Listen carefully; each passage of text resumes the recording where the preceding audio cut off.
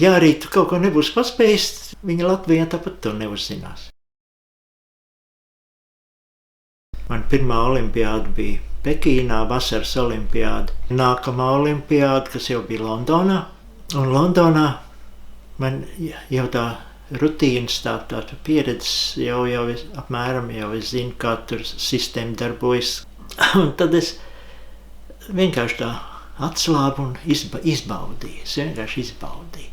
Es bildēju, protams, man tas mirklis tāpat jānoķer, bet ja ir tā apziņa, ka tajā mirklī būs nākamais mirklis, tur tu nepaspēji, viss tāpat nevar paspēt. Un tad, kad pazūd šīs sasprindzinājums, šī pienākuma apziņa, šis tāds, tas, kas tevi sasaistīs, tad tu vienkārši izbaudi to procesu.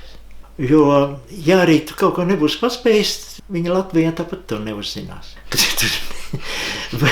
Tur nav jēga uztraukties. Un tas rezultāts bija tāds, ka es atbraucu no olimpiādas un man lūdzu uztaisīt izstādi, fotoizstādi sporta muzejā par olimpiādi. Un man nebija kauns no tām fotogrāfijām, kuras es bildējis Londonā.